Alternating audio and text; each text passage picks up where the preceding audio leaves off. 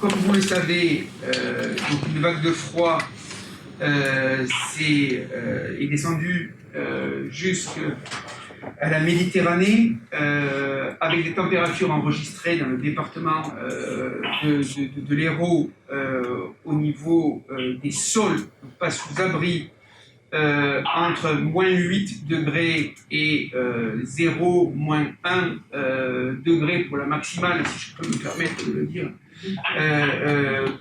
comme ça.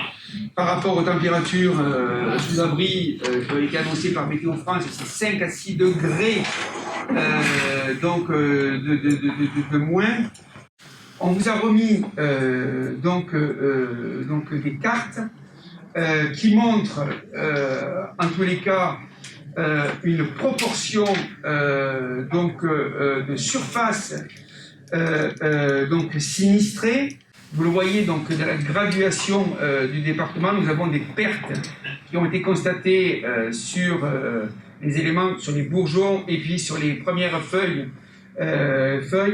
qui vont de 50% à 80% et pour une grande partie à plus de 80%. On peut estimer qu'à peu près la moitié des surfaces de la viticulture de l'Hérault ont des pertes qui peuvent aller jusqu'à 80%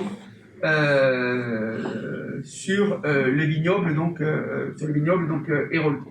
Le colza au stade d'évolution de ces parcelles-là, les impacts vont être également très forts en termes de pertes.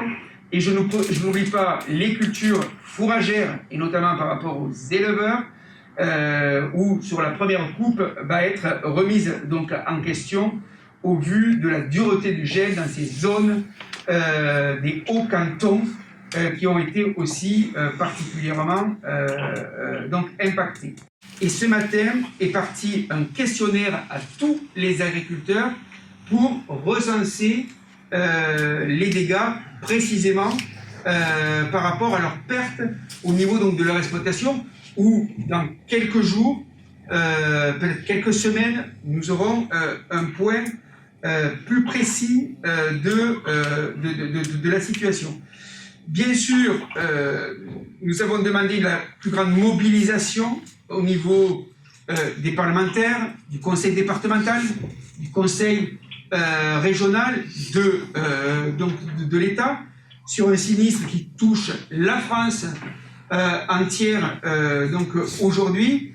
Bon, au-delà des mesures que nous connaissons dans le cadre de risques climatiques tels que nous le vivons malheureusement dans le département de l'Hérault, dans cette région depuis quelques années, parce qu'il y a une accumulation pour les agriculteurs lorsqu'on parle de la canicule, où on nous a brûlé les arbres, les vignes, les cultures, les sécheresses à répétition, la grêle, les inondations, le poids de la neige,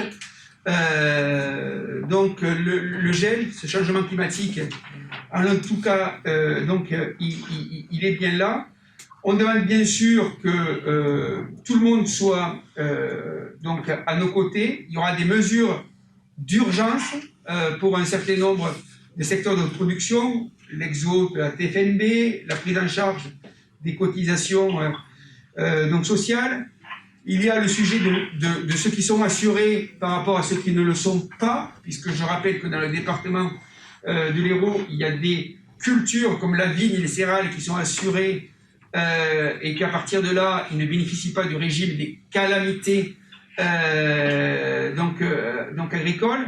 Et quand on prend la photographie du département du l'Hérault, donc les arboriculteurs, eux, ne peuvent pas s'assurer. Et pour la viticulture, on a 16% des surfaces qui sont assurées. Que nous avons soulevé. Bien sûr que là, on est pour faire un premier bilan.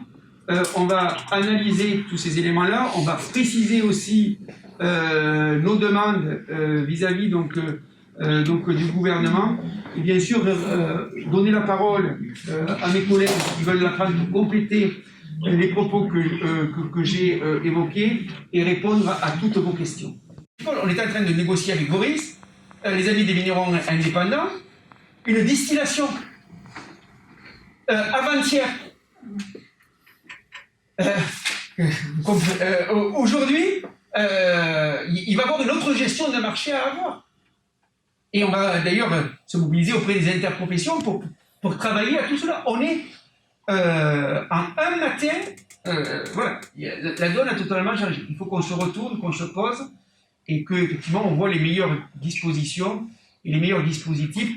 J'entends tout le monde, les collectivités veulent nous apporter des aides, l'association des maires, j'entends des annonces qui sont faites de façon pragmatique. D'ailleurs, le président de l'association des maires, Delgois, a dit bon, on va essayer de pouvoir se poser, de voir ce qui est du dispositif d'État, de ce que peut faire la région, de ce que peut faire le département, de ce que peuvent faire les collectivités, mais on va, en fonction des pertes sur chacun des secteurs de production, comme on le fait chaque fois, essayer de pouvoir donc, travailler donc, des dispositifs dans un seul but, hein, laisser personne au bord de la route, et en particulier les jeunes agriculteurs, et en particulier tout le monde. Mais voilà, ça va être notre rôle hein, dans ce moment-là. Plusieurs d'entre nous qui sont là sont particulièrement touchés. Notre devoir, c'est de pouvoir essayer de chercher, d'apporter des solutions à tous. Notre grande inquiétude, c'est la perte de marché. Lorsqu'on a des petites récoltes, les metteurs en marché iront s'approvisionner ailleurs pour pouvoir permettre de satisfaire donc le consommateur.